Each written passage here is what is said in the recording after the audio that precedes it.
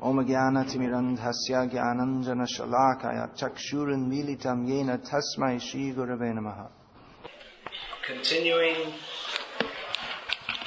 reading of Krishna's qualities. Those of you who were here earlier in the day, you heard some of the qualities described.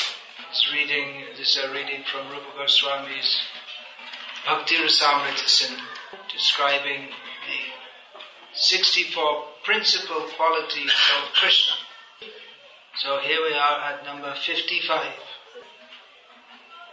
Sarva Siddhi Nishevitaha means he who is served by all mystic perfections. Rupa Goswami defines this: he who controls all mystic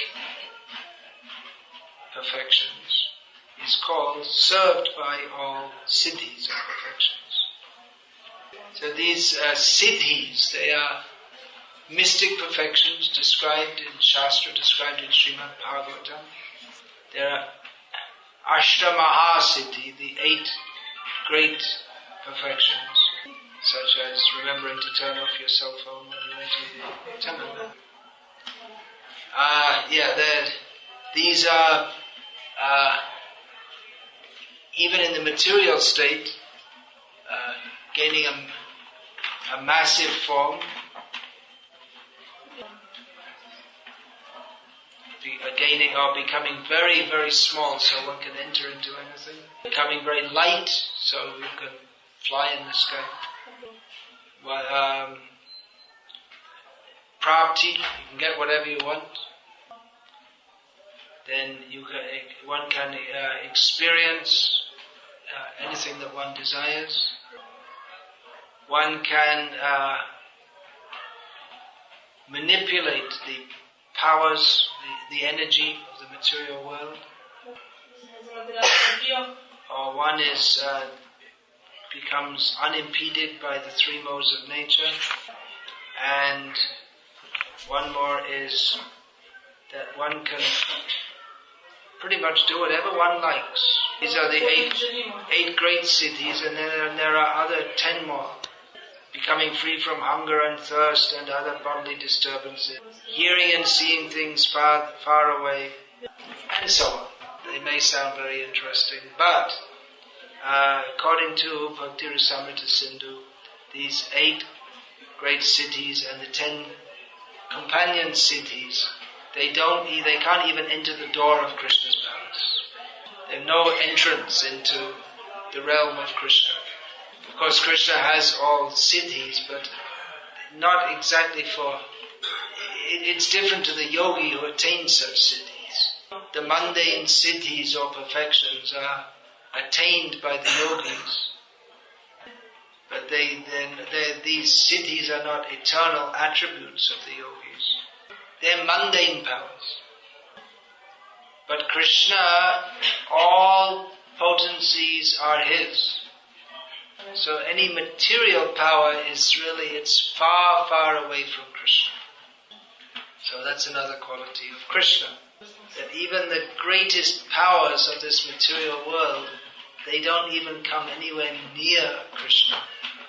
In other words, his power is of such a superlatively great quality that any power that can be even imagined in this material world can't even begin to approach the power that Krishna automatically has. In this material world, one may attain power, with great difficulty one can attain power. The yogis attain power, these siddhis, after performing much austerity. And other kinds of power, the power for just like a weightlifter to lift a heavy weight, he has to practice. It's difficult. And that power is much less than that of the yogi. Or the power of a nation requires great coordination for a nation to become powerful. To attain political power is a struggle. But all these powers are very insignificant in comparison to Krishna's power. And Krishna doesn't have to do anything to attain these powers.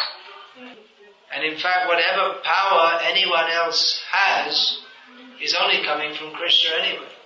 So in this way we understand how Krishna is so much greater than anyone. Even the great yogis, they're considered, they're called siddhas, or that's translated as a perfect person, because they have siddhis, mystic perfections. But they're all completely just insignificant, meaningless in comparison to the perfection that is Krishna, Krishna's. So the next quality listed of Krishna is Avichintsya Mahashakti, inconceivable great power. This is a little different from the siddhis that we're discussing. The meaning of this is described by Rupa Goswami, that he has the divine role in creating, maintaining and destroying the universe.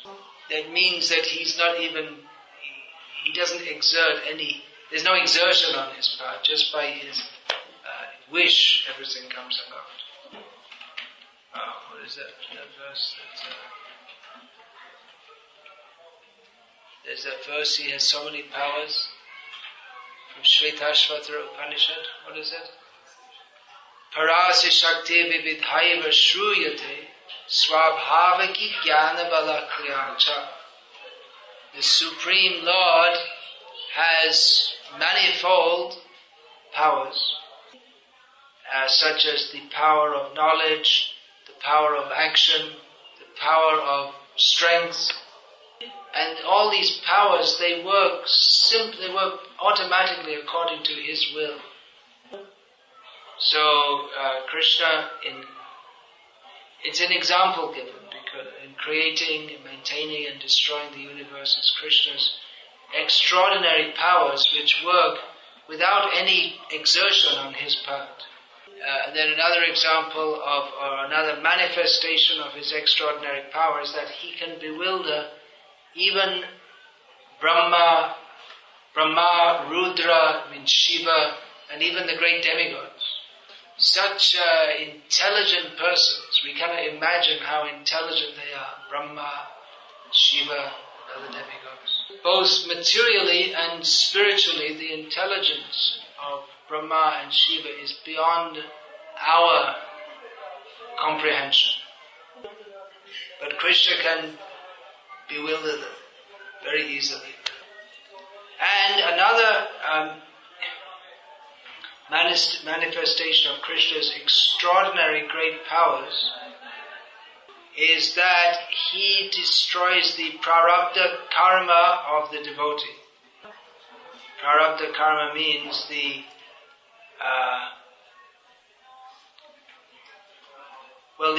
prarabdha karma phal, that should be the effects of the effects of one's previous actions which are presently being manifest. So that's a big philosophical controversy in the days when there used to be philosophical controversies. Nowadays they're just controversies, that's all. Meaningless controversies.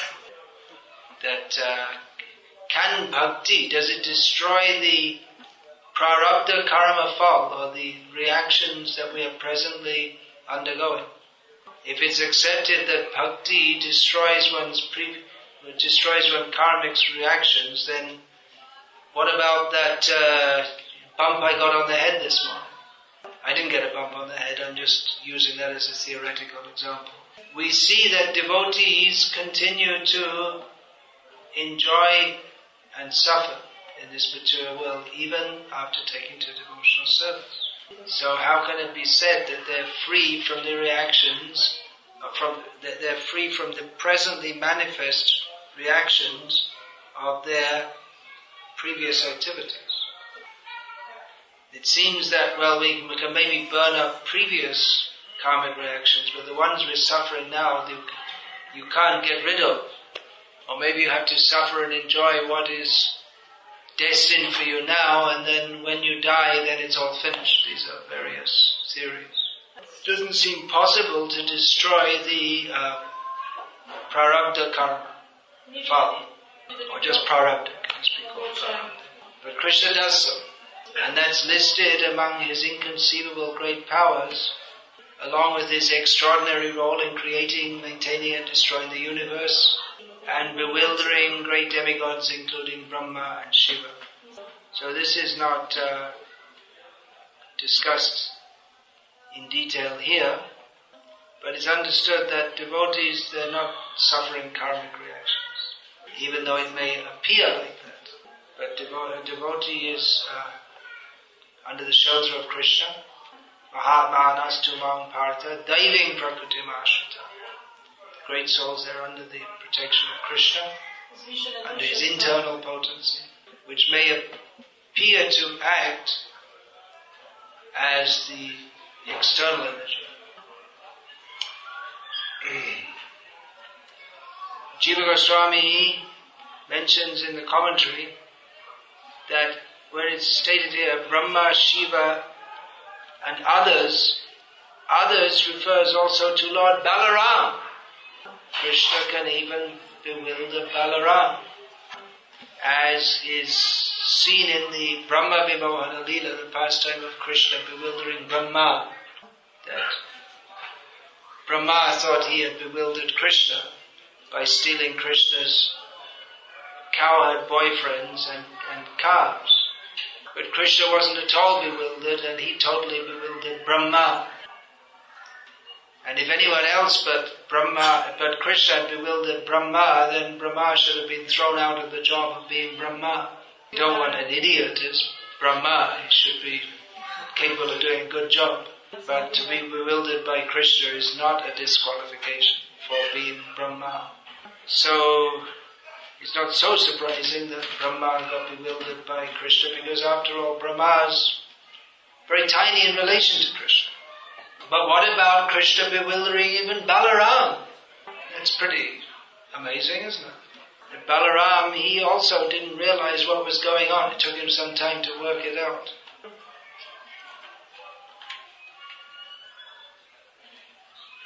So the word Divya here indicates that Krishna takes the role of Antaryami, the indweller or the super soul within all the universes. But he remains uncontaminated, even though he enters into everything, material. So Rupa Goswami gives an example of his extraordinary role in creation of the universes. It is given in his taking the role of the Lord of innumerable, or showing himself as the Lord of innumerable Brahmas and others. In the Brahma Vimohana Leela, the pastime of bewildering Brahma. I hope you're all reading Srila Prabhupada's books regularly, otherwise it might be difficult to follow some of these topics. If we're going to discuss the qualities and character of Krishna, then we have to have some background of understanding who is Krishna.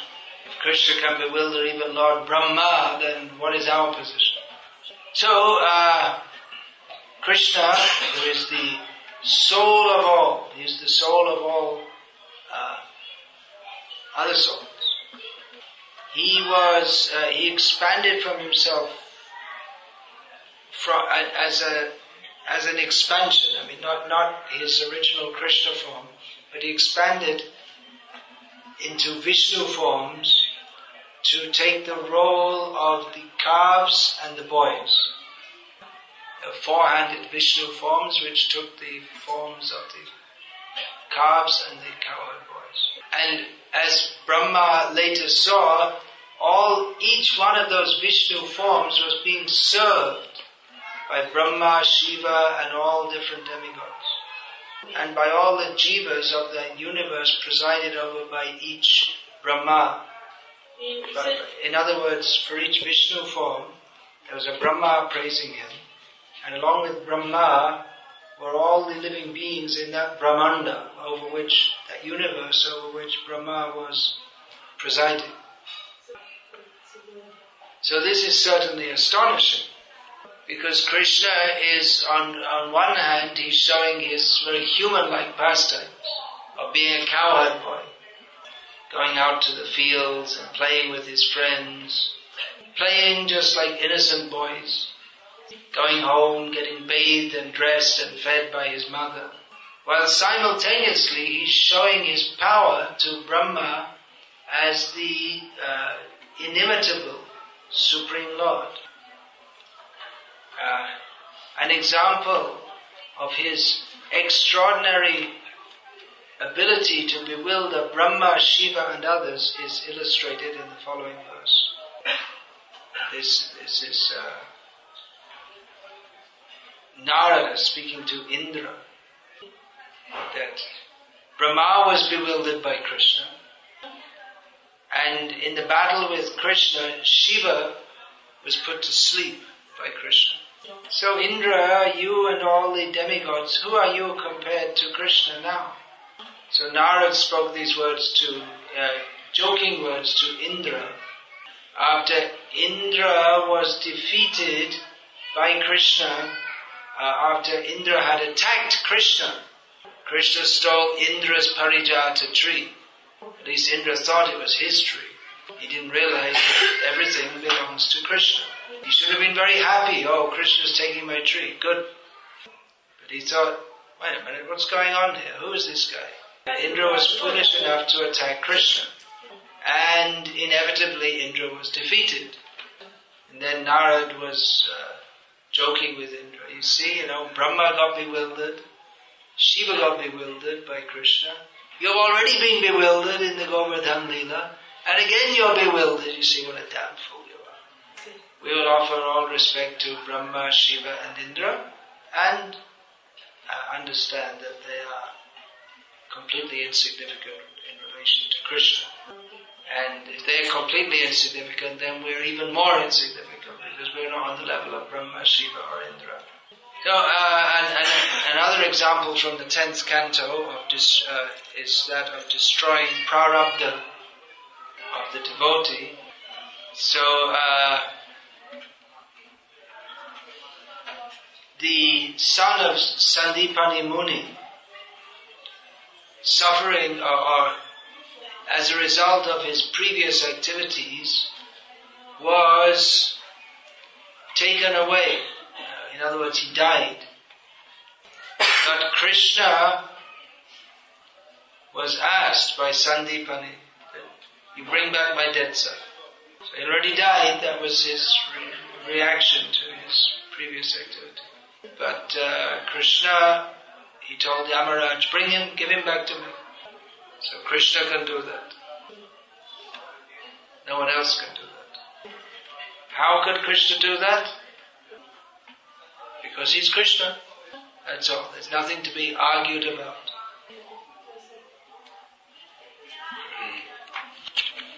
And if we say that, well, how does that demonstrate that Krishna destroys the prarabdha, the ongoing karmic reactions of his devotee? Well, we don't have any record of Sandipani Muni's son being a devotee. What kind of devotee was he? Well, Krishna decided to give him the position of a devotee because of his relationship with Sandipani. So this discussion goes on quite some time. That Krishna, he can accomplish things which are not only very difficult, but even impossible. There's some advertisement I saw some time ago. I can't remember what it's for. It said the impossible, difficult, we do difficult things immediately. The impossible takes a little more time. It's a bold claim. Actually, it's a foolish claim. Boldness has some meaning if one is able to live up to his word. But if one talks all big things and then you can't do it, then what just shows one's foolishness. So that which is impossible, by its very definition, cannot be done by anyone in any amount of time. But Krishna can do. Now, sometimes people ask, well, can God create something so heavy that he can't lift it? Prabhupada was asked this question. Prabhupada said, yes, then he'll lift it. Seems to be contradictory, doesn't it? Well, maybe he couldn't lift it at that moment, but then the next moment he does. Or sometimes people ask that, well, can God make a square circle? But this is not really asking for something to be done. It's just a literary, it's just a linguistic, what shall we say? It's a conundrum or something like this. This is impossible, not because to make a square circle is impossible, not because it's beyond anyone. It's impossible to do because the very definition is contradictory. There's inherent contradiction within the definition. If we say God can do impossible things, it should be impossible but imaginable also. But as a square circle is not imaginable, then there's no question of making one. Because if it's square, it's not a circle, and if it's a circle, it's not square. So, Krishna performs the most difficult or impossible tasks. For instance, he is unborn, but he became the son of Nanda Maharaj. That's the mystery of Janmashtami. He's unborn, but he takes birth. Kechid ahur aham jatam. What is that? Kunti Devi's prayer. Panyashlokasya kirtiya. She says that it's astonishing that even though he's unborn, he takes birth. Some say that the unborn has taken birth to glorify the kings of the Yadu dynasty. That's the verse. So, another impossibility that Krishna does.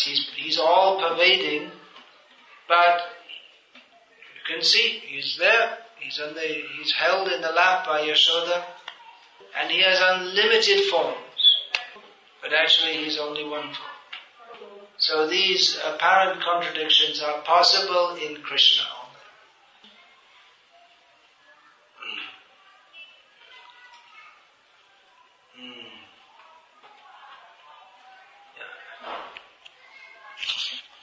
Alright, if you want to get into all the technical details, you can read the books.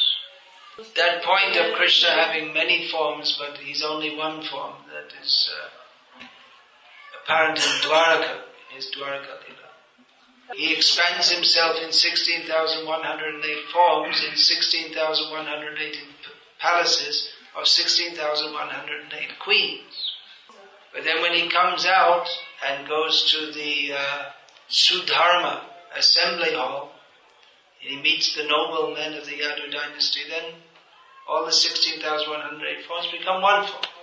Not exactly become one form, because all those forms are one form. This is not possible to understand by mundane logic. It's not even possible to understand by transcendental logic. It's just a transcendental fact beyond the imagination of anyone. Therefore it's called achintya, inconceivable.